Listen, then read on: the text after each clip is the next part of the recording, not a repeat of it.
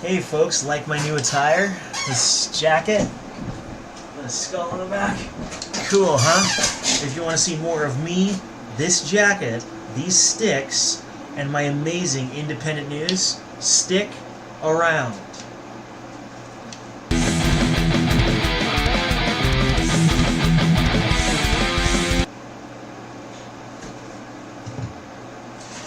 Alright. So, for November 6th, finally up to date, had to catch up on my work. A number of Tennessee death row inmates, 5 in all, I think, or was it 4? Yeah, it was 4. Talk about how they want a firing squad instead of more traditional methods, because current traditional methods of the modern tradition, there's an oxymoron, modern tradition, currently used methods are very flawed and have a lot of potential for suffering, unnecessary suffering, because they're not perfect by any means. And, you know, it's really easy for a state to impose unconstitutional methods on a prisoner. All they have to do is deny their appeal for a different method. That's all they got to do. Stricter regulations need to be put in place. Me personally, my methods that I would like to use, my method that I would employ would be very expensive, honestly. I'd want to make it quick and painless and no fuss, no muss. Just get it over with. And the method I would choose would either be 2. I would either A, blow them up, put them like in a blast chamber, and then nice and quick. Won't even feel the skin cooking off your bones. Won't even be able to feel it. I think that would probably be the quickest, most humane method, although it would be a bit expensive. Method number 2 is I would just straight up anesthetize them with like Novocaine. I would just straight up like anesthetize them, knock them out with like the stuff they use for surgery, and then while they're unconscious, just cut their head off with like a sword or a knife or something. Just something real quick. Actually, I think that method might be the best. Just clean the blade, maintain it, and you don't even have to worry about it. The only cost is knocking them up with the stuff they use in surgery. Won't feel a thing. And pretty quick. Put them to sleep, they know they're never waking up again. Give them time to prepare for the inevitable, and like you normally do, get a preacher and all that. The problem with the current methods of execution include if the lethal injection goes wrong, they suffer paralysis, suffocation, and so forth, and extreme pain from an internal acidic burning if it goes wrong. Similarly, if you get the wattage on the electric chair wrong, they don't pass out and they feel every second of it. Me personally, I don't like executions much.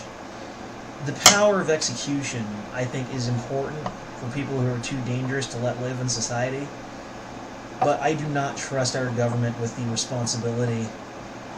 With great power comes great responsibility, and the right of execution to execute someone who's dangerous is a power. And that responsibility has not been wielded correctly by our government. If you look at the statistics, an amazing number of statistics on how many innocent folk have been killed, believed being guilty, and others who've been in prison for life wishing they were dead. This government has not exercised that responsibility correctly. And I do not trust them with it. Reform needs to take place. They need to reform almost everything about the capital punishment system in this country. A new standard of evidence, a greater standard of evidence. Replace reasonable doubt with no doubt, basically. Right? If there is any room for doubt at all, then commute their death sentence to life, with possibility of parole. With. Do not deny them that, because you don't know if they're actually guilty or not. Trials can sometimes fail when the stakes are that high, when it may mean a man's life or a woman's life. Anyway, I hope they get their firing squad, because that works too, I think. Firing squad's nice. The pain of receiving a bullet into your body doesn't last for very long. Nice and quick, wear a blindfold, maybe smoke a little, do the classic like you saw in all the cool old cartoons and stuff. Anyway, moving on.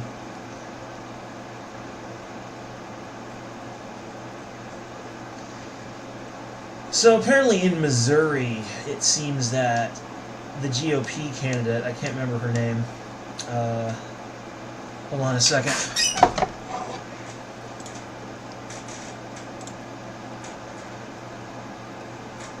Oh yeah, hawley, something like that. Miss Hawley will be taking Missouri. Now I like winning in Missouri. Now I like the fact that a GOP candidate somewhere is winning governancy, because many governancies that I've seen in the news lately, in my research, have been going very, very blue up to this point. Democrat after Democrat after Democrat. I mean, I live in Washington over on the West Coast, and we do have a Democrat in office. Jay Inslee, or as I like to call him, Obama Jr., because he mimicked a lot of Obama's policies. He was like a little echo of Obama, and he still is. He's still in office here. I want him gone. I want to get rid of him as soon as possible. Put a libertarian in there. That's what I want most of all, is a libertarian governor. But I'll probably never get that. My wish will go unfulfilled. But still, at least Missouri is getting someone decent. At least it's not a Democrat. Republicans are okay with me for the most part. I mean, they like power too, and they're sort of corrupt, but at least they have one good thing about it, is that they are obsessed with cultural and political tradition, which maintaining that is a good thing. And there's a few Republicans I truly do like. So I hope Hawley does continue to win and make it in. I actually have a friend living in Missouri, and well, not going to get into too much detail, but not much is going right for her, but at least I hope that her state gets something decent in the form of a governor. At least something going right for Missouri. That's why it's called Missouri. It rhymes with misery. It's spelled like misery. And misery loves company. Missouri.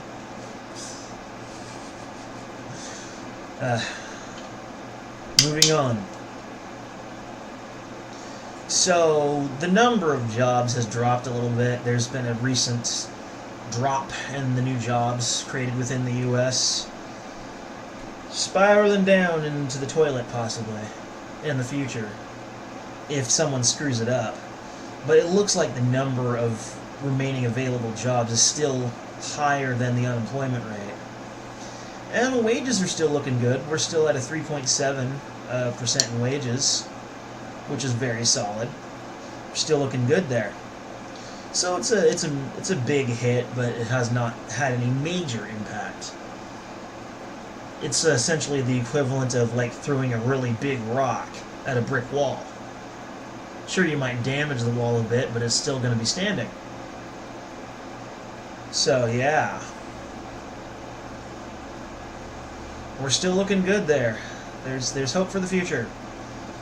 And we have Trump primarily to think about that, and also probably his buddy, what's-his-face, I think his name was Pompeo? Yeah, I think Pompeo might have helped him with that, because they're pretty close. They work close together. They're close operators. Anyway, moving on. So, while Missouri might get a GOP, unfortunately, Florida may be another one that goes blue. Because, unfortunately, Democratic candidate Gilliam takes lead. Yeah, more Democrats getting into more governancies and offices. I just can't wait for their party to fall apart and get it replaced by a new liberal party, one that's better, more tolerable. Please, oh please, oh please! I'm getting sick of these Democrats and their obvious corruption, their weaponizing of SJWs, and just general piece of shittedness.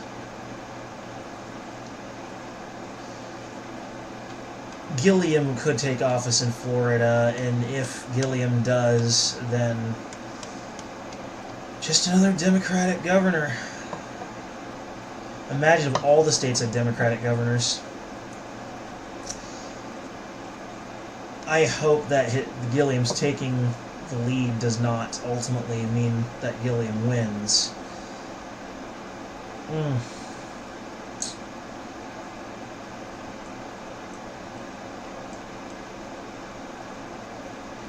Moving on. Ted Cruz versus Beto O'Rourke. Beto O'Rourke has got a major advantage. Ted Cruz has a huge disadvantage. Partly because Beto O'Rourke fans are pretty crazy, like literal Beatlemania almost. But even more is because Ted Cruz is kind of a pussy. He's kind of a pathetic opponent to have politically. I mean, he lost the presidency, he's lost a governancy, he's losing this governancy. Cruz, man, he just does not have a very strong campaign. What's even funnier, though, is Beto O'Rourke's tactics are starting to resemble Trump's quite a bit. It's possible because Beto O'Rourke saw the campaign between Trump and Hillary and realized that it must have been Trump's campaign to some extent that added up to Trump's success. Now, while I suppose that's a pretty cool idea for Beto O'Rourke, I think it's dumb to just try and copy someone else's tactics. It's like, you see their tactics, but do you really understand their tactics? Do you really understand how they work? Or are you just copycatting them, expecting to work in of themselves? Only an idiot tries something someone else does without actually learning how to do it first, instead of just copying it from what you've seen. You know? But what else is to be expected from a Democrat? Anyway, folks, show us